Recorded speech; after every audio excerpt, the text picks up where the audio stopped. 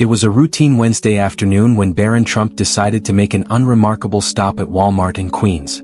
The sun had dipped just enough to cast a warm glow over the busy parking lot, with cars coming and going at a steady pace.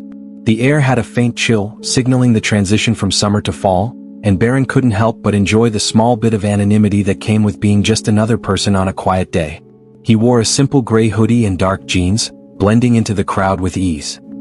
He had grown accustomed to moments like this where he could disappear in the throng of shoppers, the distant hum of background chatter, and the low clinking of shopping carts. Today was no different. A few small items to pick up and a little time spent walking the aisles. He wasn't thinking about fame or headlines, just about getting some errands done. As he approached the entrance, Barron adjusted the strap of his backpack. His mind was occupied with the mundane. Little did he know, the day was about to take an unexpected turn, and a simple trip to Walmart would turn into something far more meaningful. Inside, the air felt cool with the distinct hum of fluorescent lights overhead. People moved from one section to another, filling their carts with everything from groceries to electronics.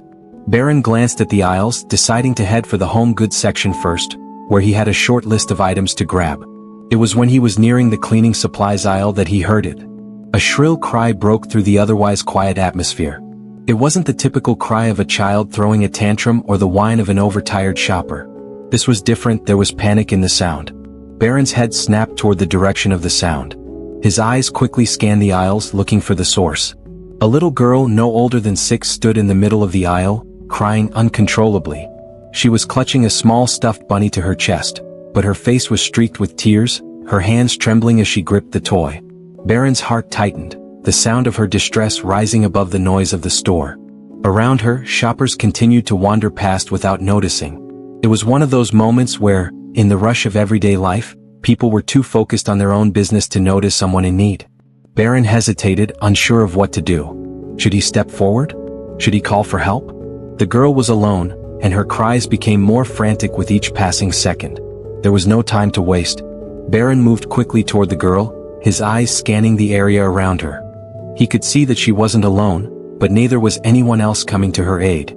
Her small form trembled as she stood rooted to the spot, crying harder now. Barron could see her eyes were wide with fear, her gaze darting around in confusion. She was lost. He approached her slowly, crouching down to her level. His face softened with concern. "Hey, are you okay?" he asked gently, keeping his voice low and calm. The girl looked up at him, her face filled with panic and sadness. Her lips quivered, and she wiped her eyes with the back of her hand, trying to hold back more tears. "I can't find my mommy," she sobbed.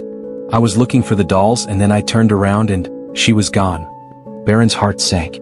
The fear in her voice was unmistakable. The weight of the situation settled over him, and for a moment, the noise of the store seemed to fade. He had been in situations before where time seemed to slow, and this was one of those moments. The girl was scared and alone, and suddenly he was responsible for helping. "Okay, Emily," Barron said, offering a soft smile to reassure her. "I'm going to help you find your mommy, all right? Let's go back to the toys. She's probably looking for you too." The girl's eyes searched his face for any sign of comfort, and after a long moment, she nodded. She hesitated for a second before holding out her hand to Barron. He took it gently, leading her through the store, his senses heightened now. Every movement seemed critical. Every moment was a chance to make sure this little girl wasn't alone any longer. They reached the toy aisle, and Barron could see that the mother was nowhere to be found. The little girl's hand tightened in his, her grip becoming more desperate. "I don't want to be alone anymore," Emily whimpered, her voice barely audible over the noise of the store. Barron's pulse quickened. He looked around the aisle. No sign of the mother yet. He squeezed Emily's hand gently, trying to calm her. "We'll find her. I promise." But even as Barron spoke those words, he couldn't shake the feeling of unease. Where was the mother? There were other shoppers in the toy section, but no one seemed to be looking for the distressed child. Barron's mind raced. The situation was slipping into a kind of chaos, and he had no idea how long this little girl had been alone. He scanned the nearby aisles again, and there, near the checkout lane, he spotted her, a woman, her face flushed with anxiety, her hands wringing the hem of her shirt. She was looking around frantically, oblivious to the fact that she was standing just a few aisles away from her daughter. "Mom?" Emily cried, her voice breaking through Barron's thoughts. The woman turned around, her eyes locking onto Emily with a look of pure relief. The mother rushed toward them, her legs moving quickly despite her panic. She swept Emily into her arms, holding her close as the little girl buried her face in her mother's shoulder. "Sweetheart, I was so scared," the mother whispered, rocking Emily gently in her arms. "Where did you go?" "I was looking for the dolls and then I couldn't find you," Emily sniffled. "I'm right here, baby." "I'm so sorry," the mother murmured, her voice full of emotion. She kissed Emily's forehead, then looked up at Barron. "Thank you," she said, her voice thick with gratitude. "Thank you so much. You don't know what this means." Barron smiled softly, his gaze lingering on the two of them. "No problem. I'm just glad I could help." The mother blinked, still processing the shock of the situation. She looked at Barron more closely. "Wait a second," she began, her eyes widening with recognition. Aren't you Barron Trump?" Barron's smile faltered slightly, but he nodded. "Yeah, that's me. But really, I'm just another person trying to help. Don't worry about it." The mother's face softened with surprise and appreciation. You're really kind. I can't thank you enough. I thought I was going to lose her. But you were there. You really saved us today." Barron's eyes shifted toward Emily, who was still clinging tightly to her mother. He nodded, offering another small smile. "I'm just glad everything's okay now." As the mother and daughter walked away, Barron watched them for a moment, feeling a quiet sense of pride well up inside him. It wasn't the recognition that mattered or the thank yous. It was the knowledge that, in a moment of panic, he had been there for them.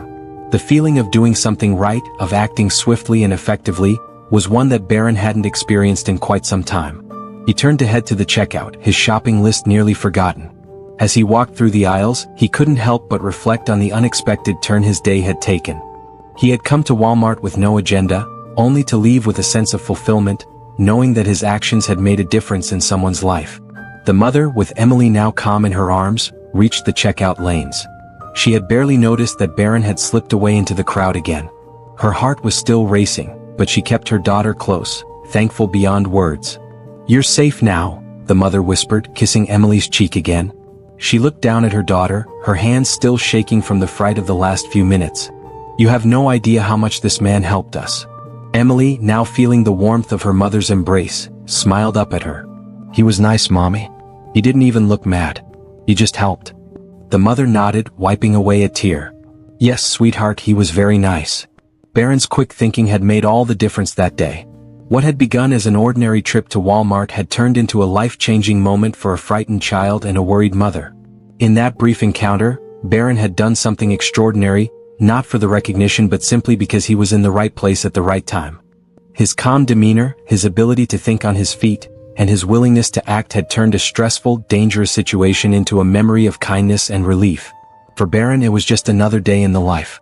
But for Emily and her mother, it was a day they would never forget.